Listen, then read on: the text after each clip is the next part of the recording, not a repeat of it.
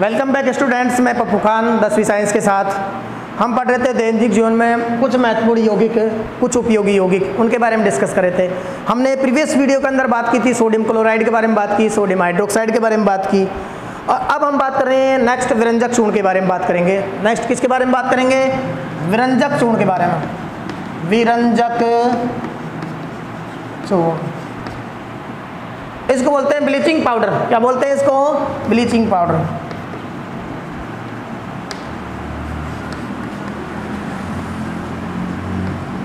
क्या बोलेंगे इसको? ब्लीचिंग पाउडर बोलेंगे। इसका रासायनिक नाम क्या है?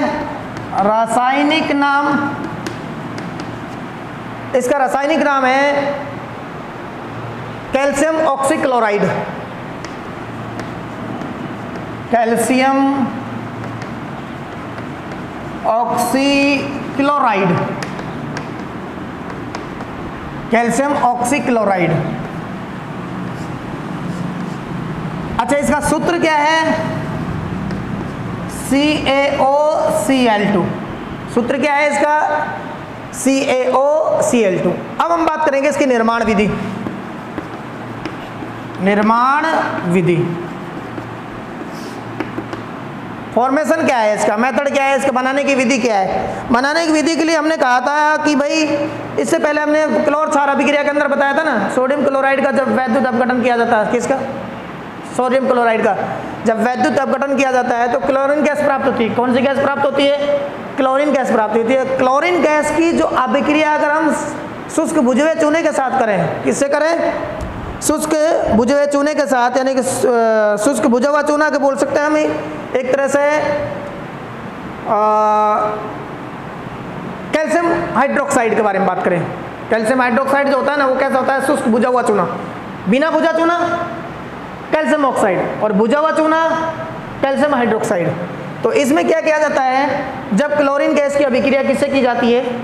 शुष्क भुजे हुए चूने के साथ की जाती है, तो विरंजक चूर्ण का निर्माण होता है। किसका निर्माण होता है? विरंजक चूर्ण का निर्माण होता है। देखिएगा, जब क्लोरीन गैस की अभिक्रिया, जब क्लोरीन गैस की अभिक्रिया शुष्क भुजा हुआ चूने के साथ कराई जाती है तो विरंजक चूर्ण का निर्माण होता है। विरंजक चूर्ण का निर्माण होता है। किसका निर्माण होता है? विरंजक चूर्ण का निर्माण होता है। कैसे देखेगा? CaOH का होल ट्वाइस। कैल्शियम हाइड्रोक्साइड बोलते हैं, शुष्क भुजा हुआ चूना है। इसकी अभिक्रिया किससे करा रहे हैं? क्लोरीन गैस से। क्या बनेगा? CaOCl2 plus H2O। क्या बन रहा है? ये तो हमारे पास है शुष्क भुजा हुआ चूना, शुष्क भुजा हुआ चूना। और ये क्या है? Chlorine gas. Chlorine gas. अब ये जो प्राप्त हो रहा है कैल्शियम ऑक्सीक्लोराइड, क्या प्राप्त हो रहा है? कैल्शियम ऑक्सीक्लोराइड, बोले तो विरंजक चूर्ण।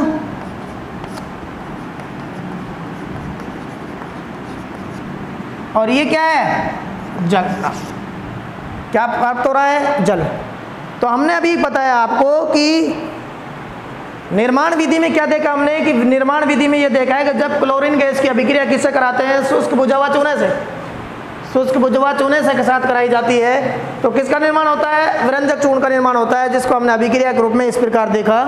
ये कैल्शियम हाइड्रोक्साइड है, Cl2 है, कैल्शियम ऑक्सीक्लोराइड CaOCl2 और H2O, इसका निर्माण हो रहा है। अब हम नेक्स्ट बात देखेंगे इसके गुण। क्या देखेंगे? इसके गुण देखेंगे, विरंजक चूर्ण के गुण देखेंगे।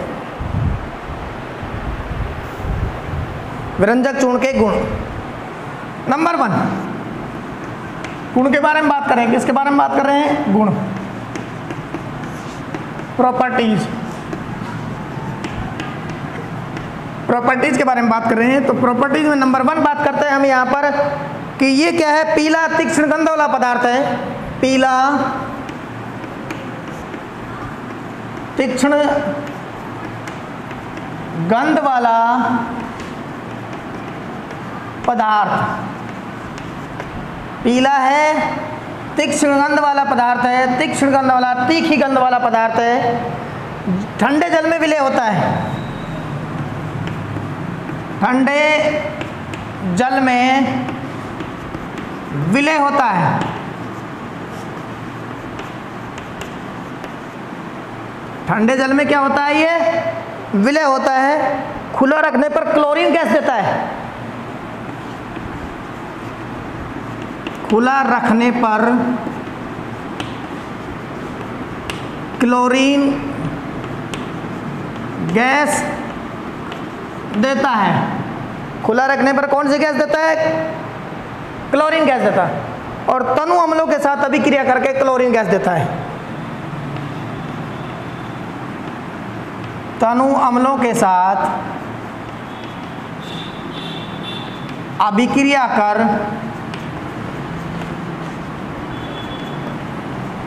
क्लोरीन गैस देता है। कौन सी गैस देता है, क्लोरीन गैस देता है। अब हम देख लेते हैं यहाँ पर तनु अम्लों के साथ, मतलब जैसे हमारे पास CaOCl2 प्लस H2SO4 है, ये विरंजक चूर्ण है और ये तनु अम्ल है हमारे पास, सल्फ्यूरिक अम्ल है। अभिक्रिया करके क्या बनाएगा, CaSO4 plus chlorine gas plus H2O, क्या बना लेगा, ये क्लोरीन गैस बना रहा है यहाँ पर G, और ये क्या है, क्लोरीन गैस क्या हो जाएगी, उड़ जाएगी। तो ये हमारे पास क्या है, और भी एग्जांपल देख सकते हैं हम यहाँ पर, जैसे कि HCl के बारे में बात करें, CaOCl2 plus HCl, CaCl2 plus chlorine gas plus H2O। यहाँ पर देखिएगा बैलेंस के लिए 2 लगा दिया। इधर विरंजक चूर्ण है, ये हाइड्रोक्लोरिक अम्ल है, किस क्रिया करके क्या बनाएगा, कैल्शियम क्लोराइड, कैल्शियम क्लोराइड बनाएगा, क्लोरीन गैस देगा। मेन बात ये है हमारे पास यहाँ कि ये क्या है, तनु अम्लों के साथ अभिक्रिया करके क्या देता है, क्लोरीन गैस देता है। ठीक है, अब हम बात करते हैं यहाँ पर, ये जो क्लोरीन गैस जो है, ये जल के साथ अभिक्रिया करके, क्लोरीन जो गैस है ये जल के साथ अभिक्रिया करके क्या बनाती है, नवजात ऑक्सीजन बनाती है। क्लोरीन गैस जल के साथ अभिक्रिया करके क्या बनाती है, नवजात ऑक्सीजन बनाती है। और ये जो नवजात ऑक्सीजन जो होती है, रंगीन पदार्थ के संपर्क में आने के पश्चात उस रंगीन पदार्थ को क्या कर देती है, रंगहीन कर देती है, कलरलेस कर देती है। कलरफुल पदार्थ के संपर्क में आकर क्या कर देती है, उसको कलरलेस कर देती है। बहुत इंपॉर्टेंट इसका ये फैक्ट है। ये देखते हैं हम यहाँ पर, इधर देख लेते हैं इसको, देखिएगा ये जो क्लोरीन गैस है, ये क्लोरीन गैस क्या करती है, किसके साथ अभिक्रिया कराएगी, जल के साथ, H2O प्लस Cl2 क्या बनाएगी, HCl प्लस ऑक्सीजन, क्या बनाएगा, ऑक्सीजन। ये ऑक्सीजन कैसी है, नवजात ऑक्सीजन, नवजात ऑक्सीजन या परमाणविक ऑक्सीजन।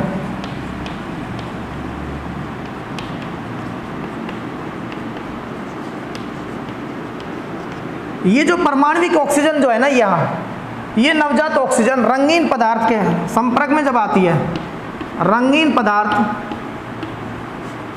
प्लस नवजात ऑक्सीजन को ऐसे रिप्रेजेंट करते हैं हम यहाँ पर, बड़ा कोष्टक और उसके अंदर ऑक्सीजन, तो ये क्या हो जाता है, रंगहीन हो जाता है। क्या पदार्थ बन जाता है, ये रंगीन पदार्थ होता है, विरंजक की तरह कार्य करता है, यानी कि रंग को हटाने का कार्य करता है, ये कलर को हटाने का कार्य कर रहा है। तो ये देखिएगा हमारे पास बहुत इंपॉर्टेंट रिएक्शन है ये, जब ये क्लोरीन गैस किससे अभिक्रिया करती है, जल से अभिक्रिया करती है, तो क्या बना लेती है, हाइड्रोक्लोरिक अम्ल और नवजात ऑक्सीजन। यहाँ इससे कोई मतलब नहीं है हमारा। मेन जो हमारे पास प्रोडक्ट बन रहा है वो है नवजात ऑक्सीजन, परमाणविक ऑक्सीजन। और ये जो परमाणविक ऑक्सीजन जो होती है ये रंगीन कलरफुल पदार्थ के संपर्क में आने के पश्चात उसे कैसे कर देती है, कलरलेस, रंगहीन कर देती है।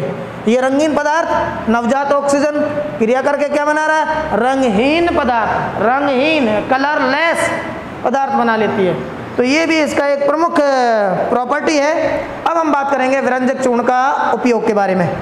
विरंजक चूर्ण के उपयोग, निम्न उपयोग है हमारे पास विरंजक चूर्ण के निम्न उपयोग। नंबर 1 उपयोग है हमारे पास यहाँ पर वस्त्र उद्योग में विरंजक के रूप में, बहुत इंपॉर्टेंट है। वस्त्र उद्योग में विरंजक के रूप में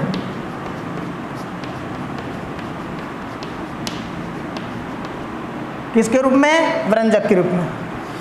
नंबर 2 उपयोग है कागज उद्योग में विरंजक के रूप में।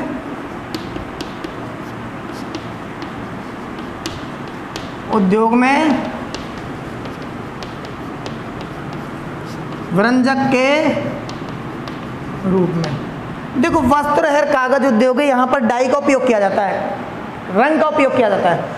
तो कई बार क्या है, गलत डाई लग जाती है, गलत जगह प्रिंटिंग हो जाती है, गलत छापा पड़ जाता है, तो उसको हटाने के लिए किसका उपयोग किया जाता है, विरंजक चूर्ण का उपयोग किया जाता है।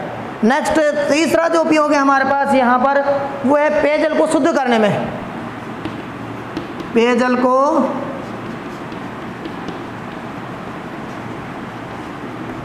शुद्ध करने में लाल दवा विरंजक चूर्ण का उपयोग करते हैं पेयजल को शुद्ध करने में। पीने वाला पानी होता है ना, उसको कीटाणुनाशक कीटाणु रहित या रोगाणुनाशक के रूप में इसका उपयोग किया जाता है। नेक्स्ट है रोगाणुनाशक और ऑक्सीकारक के रूप में। रोगाणुनाशक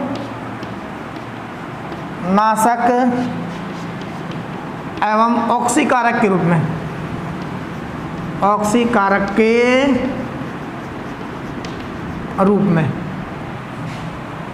नंबर 5 के बारे में बात करें हम यहाँ पर, प्रयोगशाला अभिकर्मक के रूप में। ये तो लगभग सभी में होगा, प्रयोगशाला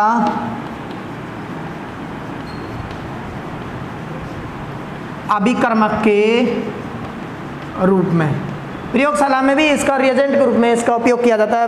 प्रैक्टिकल करने में भी, एक्सपेरिमेंट जो करते हैं हम उसमें ये डाला जाता है। कई प्रकार के एक्सपेरिमेंट हैं, उनमें ये रिएजेंट के रूप में, अभिकारक के रूप में काम में लिया जाता है। ऑक्सीकारक ऑक्सीजन देने का कार्य करता है, ये नवजात ऑक्सीजन देने का कार्य कर रहा है, इसलिए क्या कर रहे हैं इसको हम ऑक्सीकारक है। रोगाणुनाशक रोगाणु को नष्ट करने का कार्य कर रहा है। वस्त्र उद्योग कागज उद्योग के अंदर हमने बताई दी आपको पेयजल शुद्ध करने के लिए। तो इस प्रकार विरंजक चूर्ण के बनाने की विधि, इसके गुण और इसके उपयोग। अब नेक्स्ट बात करेंगे हम यहाँ पर आगे चलकर बेकिंग सोडा या फिर कह सकते हैं धावन सोडा, सॉरी खाने का सोडा, बेकिंग सोडा या खाने का सोडा। नेक्स्ट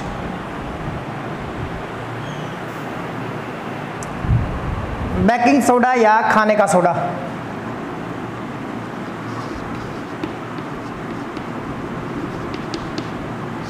बेकिंग सोडा या खाने का सोडा, खाने का सोडा बेक करने में काम किया जाता है इसका, है ना। अब यहाँ पर हम बात करें इसका रासायनिक नाम।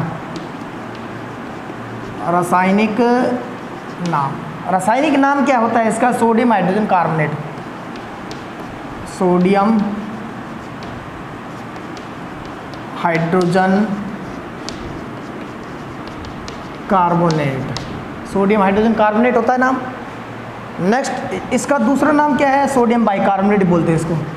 Sodium bicarbonate, sodium bicarbonate. सूत्र क्या है इसका, सूत्र है NaHCO3, NaHCO3। ये इसका क्या है हमारे पास सूत्र हुआ गया। अब हम बात करेंगे इसके बनाने की विधि। बनाने की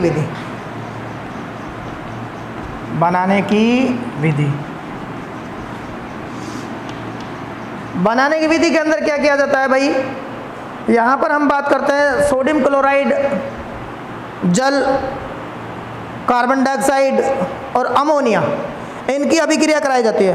किसकी?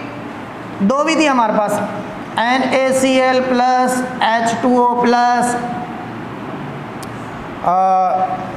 CO2 प्लस NH3, इनकी अभिक्रिया कराई जाती है। किस किस की अभिक्रिया? सोडियम क्लोराइड की, जल की, CO2 की और NH3 की अभिक्रिया कराई जाती है। तो क्या बनता है? NH4Cl प्लस NaHCO3, ये बन जाता है, ये कंपाउंड बन जाता है। कौन सा कंपाउंड बन गया हमारे पास? अमोनियम क्लोराइड और सोडियम बाइकार्बोनेट। अमोनियम क्लोराइड से मतलब नहीं हमें किससे मतलब है? सोडियम बाइकार्बोनेट से मतलब है। दूसरी जो रिएक्शन है हमारे पास इसकी बनाने की, वो बनाने की है सोडियम कार्बोनेट जो होता है ना, सोडियम कार्बोनेट CO2 रेस्ट होगी,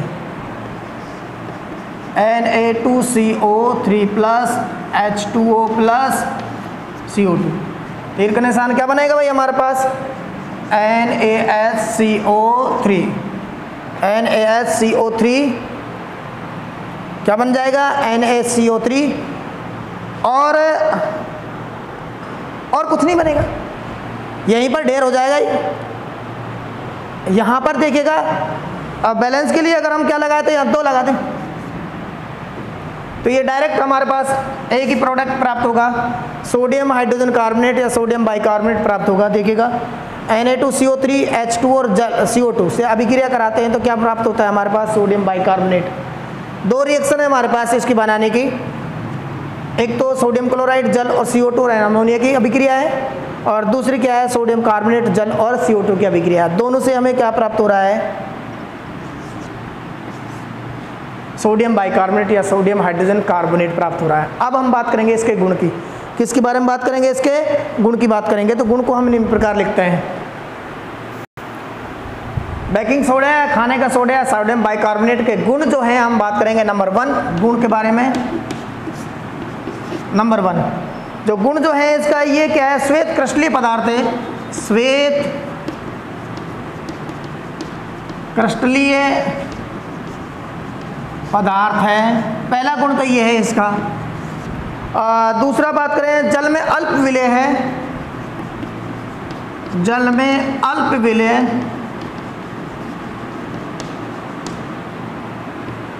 तीसरी बात करें हमारे पास यहाँ पर, तो ये क्या है? इसका विलयन जो होता है क्षारीय होता है, इसका विलयन क्षारीय होता है, यानी कि जलीय विलयन में क्या बनाता है? ये क्षार का निर्माण करता है। नेक्स्ट, इसको गर्म करने पर क्या है? कार्बन डाइऑक्साइड निकलती है, इंपॉर्टेंट है ये। इसको गर्म करने पर CO2 गैस निकलती है। कौन सी गैस निकलती है? CO2 gas. देखिएगा NaHCO3, हीट किया है इसको, क्या प्राप्त हुआ हमारे पास? Na2CO3 plus H2O plus CO2, क्या प्राप्त हो रहा है? ये हमारे पास सोडियम बाइकार्बोनेट को अभिक्रिया को गर्म कर रहे हैं अपन, क्या कर रहे हैं? गर्म कर रहे हैं। तो क्या प्राप्त हो रहा है? सोडियम कार्बोनेट प्लस जल प्लस CO2 गैस हवा में पार। तो यहाँ पर देखिएगा, बैलेंस कर लेते हैं तो क्या लगा देंगे हम? यहाँ पर 2 लगा देंगे। क्या लगा देंगे? यहाँ पर 2 लगा देंगे। तो ये जो CO2 गैस है, इसका एक इंपॉर्टेंस बताऊँगा आपको मैं। डबल रोटी जो होती है, डबल रोटी, केक वगैरह बनाए जाते हैं, या हम कह सकते हैं ब्रेड है, तो बेकरी के अंदर ये काम आते हैं CO2। जब हम तंदूरी रोटी बनाते हैं तो वहाँ पर आटा में क्या है? हम बेकिंग सोडा कुछ मात्रा मिलाते हैं, जो गर्म करने पर क्या है? CO2 गैस उत्पन्न करता है। वो CO2 गैस के कारण क्या है? रोटियाँ फूल जाती हैं। क्या हो जाती हैं? फूल जाती हैं। तो वो इसका इम्पोर्टेंस है, ठीक है। तो इस प्रकार हमने अब इसके क्या देखे? प्रॉपर्टीज देखे, गुण देखे। अब हम बेकिंग सोडा के क्या लिखेंगे? उपयोग। बेकिंग सोडा के उपयोग, बेकिंग सोडा के उपयोग में नंबर 1 डालेंगे हम। बेकरी उद्योग में क्या देखेंगे? अभी इसका उपयोग देखेंगे।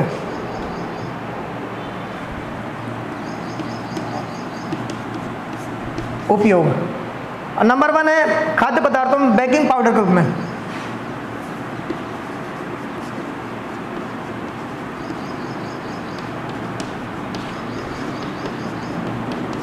बेकिंग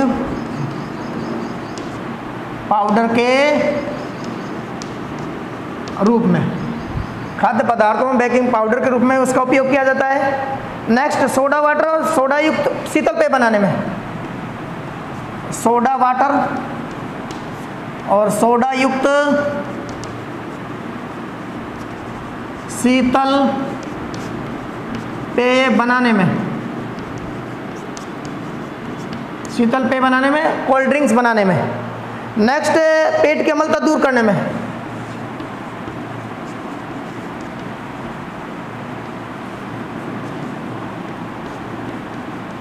पेट की अम्लता दूर करने में, बोलता एसिडिटी, बताया था ना, दुर्बल क्षार प्रकृति का होता है ये। तो यहां पर हमने क्या किया, और एक मंद पूतिरोधी के रूप में, मंद पूतिरोधी के रूप में, मंद पूतिरोधी का मतलब होता है mild antiseptic, mild antiseptic.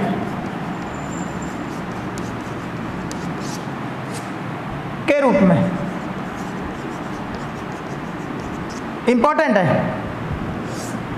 Mild antiseptic का मतलब होता है ये घाव भरने में काम आता है, एक तरह से मवाद को कम करने का कार्य करता है, मवाद के खिलाफ काम करना था, यानी कि मवाद बनने से रोकने का कार्य करता है। मंद पूतिरोधी के रूप में, मंद पूतिरोधी के रूप में, मंद पूतिरोधी के रूप में।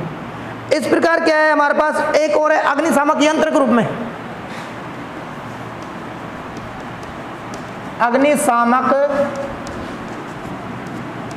यंत्र में, आग बुझाने का जो यंत्र होता है उसमें भी क्या है, सोडियम बाइकार्बोनेट का उपयोग किया जाता है। जैसे इसको छोड़ा जाता है तो इसमें से CO2 निकलती है, और CO2 निकलती है तो CO2 क्या करती है, आग बुझाने का कार्य करती है। इसलिए यहाँ अग्निशामक यंत्र के अंदर, फायर ब्रिगेड के अंदर इसमें का उपयोग किया जाता है। और प्रयोगशाला अभिरंजक के रूप में, लास्ट जो हमारे पास हो तो हर किसी में प्रयोगशाला अभिरंजक के रूप में, प्रयोगशाला अभिरंजक के रूप में किया जाता है इसका उपयोग। देखिएगा कि कौन कौन से में उपयोग किया जा रहा है, खाद्य पदार्थों में बेकिंग पाउडर के रूप में किया जा रहा है इसका उपयोग, सोडा वाटर या सोडा युक्त शीतल पेय बनाने में किया जा रहा है इसका उपयोग, पेट की अम्लता एसिडिटी को दूर करने में किया जा रहा है इसका उपयोग, मंद प्रतिरोधी के रूप में, मिल्ड एंटीसेप्टिक रूप में, यानी कि मवाद को रोकने का कार्य करता है, मवाद बनने से रोकने का कार्य करता है। इस प्रकार हमारे पास बेकिंग सोडा के ये उपयोग हुए। नेक्स्ट जो बात करेंगे, हम बात करेंगे धावन सोडा के बारे में।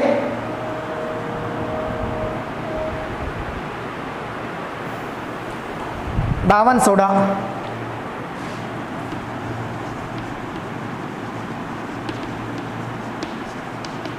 वाशिंग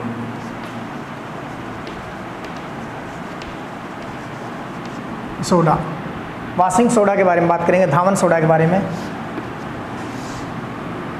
देखिएगा इसका सूत्र क्या है, इसका सूत्र है Na2CO3.10H2O। सोडियम कार्बोनेट का क्रिस्टल है, सोडियम कार्बोनेट का क्या है, ये क्रिस्टल है। ठीक, अब इसकी बनाने की विधि क्या है, बनाने की विधि, मेन बात है बनाने की विधि। अभी हमने बताया था कि सोडियम कार्बोनेट जो होता है ना, सोडियम हाइड्रोजन कार्बोनेट या सोडियम बाइकार्बोनेट NaHCO3, इसको जब गर्म किया जाता है तो क्या बनता है, sodium carbonate, Na2CO3 plus CO2 plus H2O, ये बन रहा था। क्या बन रहा है हमारे पास, सोडियम कार्बोनेट।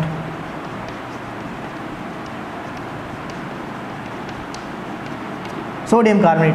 अब ये जो सोडियम कार्बोनेट जो हमारे पास फर्स्ट स्टेप, सेकंड स्टेप के अंदर हम बात कर रहे हैं, सोडियम कार्बोनेट जो होता है Na2CO3, इसका क्रिस्टलीकरण किया जाता है, यानी कि इसके साथ जल के अणु जोड़े जाते हैं, इसका क्रिस्टलीकरण किया जाता है। सोडियम कार्बोनेट का क्रिस्टलीकरण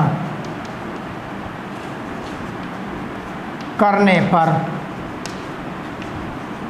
धावन सोडा प्राप्त होता है।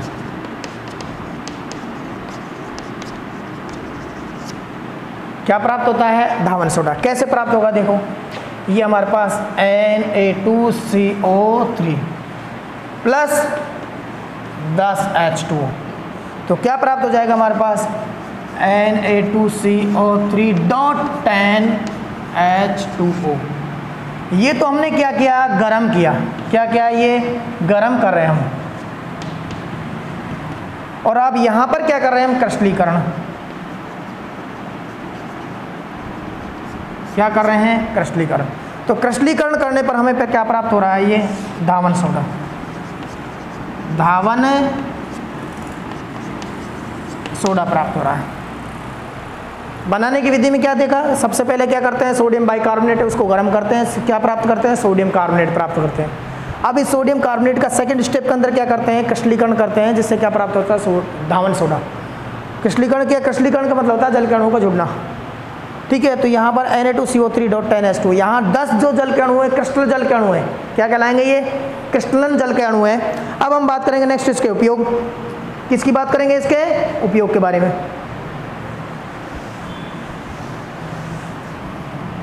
उपयोग।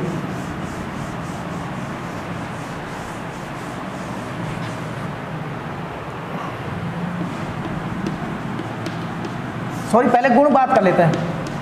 किसके बारे में बात कर लेते हैं? गुण के बारे में बात कर लेते हैं। तो जो गुण जो होते हैं ये सफेद क्रिस्टलीय पदार्थ है, सफेद क्रिस्टलीय पदार्थ। पहला तो ये क्या है? सफेद क्रिस्टलीय पदार्थ। नंबर दूसरा गुण क्या है? ये जल में विलय होता है। अरे जब ही तो धावन क्रिया होगी। नंबर 3 जो होता है इसका जलीय विलयन क्षारीय होता है।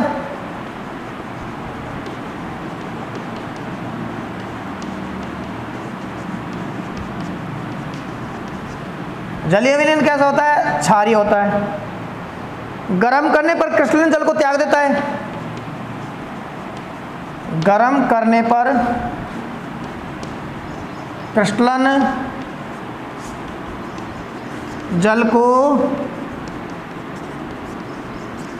त्याग देता है। क्रिस्टलन जल को कैसे त्यागेगा भाई? देखो हमारे पास था Na2CO3 डॉट 10H2O, गरम किया इसको, गरम कर रहे हैं तो क्या हो जाएगा? Na2CO3 plus 10H2O। ये जो हमारे पास है क्रिस्टलन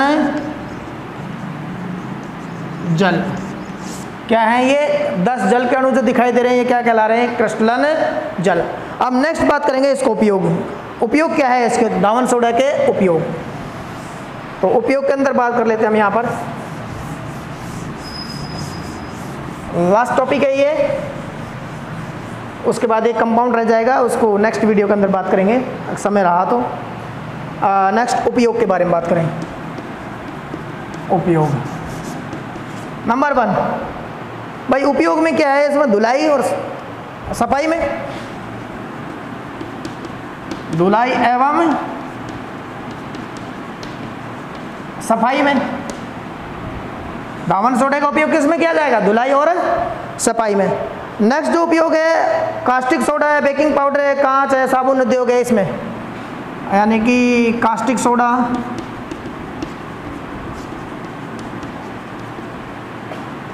कांच, साबुन, बोरेक्स निर्माण में। ठीक है।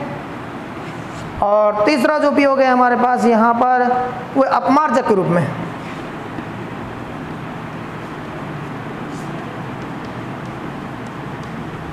डिटर्जेंट के रूप में। यहाँ पर डिटर्जेंट है ये।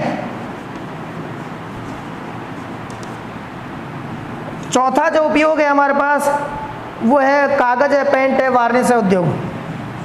कागज, पेंट, वस्त्र, वार्निश उद्योग में, क्योंकि वहाँ पर साफ सफाई का काम होता है। तो कागज उद्योग है, पेंट उद्योग है, वस्त्र उद्योग है, वार्निश उद्योग है, इनमें क्या किया जाता है? इसका उपयोग किया जाता है। और लास्ट है प्रयोगशाला अभिक्रमक के रूप में। प्रयोगशाला अभिकर्मक के रूप में, प्रयोगशाला अभिकर्मक के रूप में किया जाता है। तो हमने अभी तक बात की, हमने यहाँ पर दावन सोडा के बारे में बात की थी, Na2CO3.10H2O के बारे में। उसके बनाने की विधि देखी हमने। बनाने की विधि में हमने क्या देखा है कि भाई सोडियम बाइकार्बोनेट को गर्म किया, गर्म करने के बाद सोडियम कार्बोनेट प्राप्त हो गया। सोडियम कार्बोनेट जो है उसका क्रिस्टलीकरण किया, क्रिस्टलाइजेशन किया है, जल के अणु जोड़े, तो क्या प्राप्त हो गया हमें? सोडियम कार्बोनेट .10H2 यानी कि दावन सोडा या वाशिंग सोडा प्राप्त हो गया। उपयोग के बाद उस विधि के बाद में हमने उसके गुण पढ़े। गुण पढ़ने के बाद हम उपयोग के बारे में बात करें तो उपयोग के अंदर धुलाई है, सफाई के रूप में कास्टिक सोडा है, कांच उद्योग है, साबुन उद्योग है, बोरक्स निर्माण में किया जाता है इसका उपयोग, अपमार्जक के रूप में किया जाता है इसका उपयोग। इसके अलावा हम बात करें कागज है, पेंट है, वस्त्र है, वार्निश है, इनके उद्योग में किया जाता है।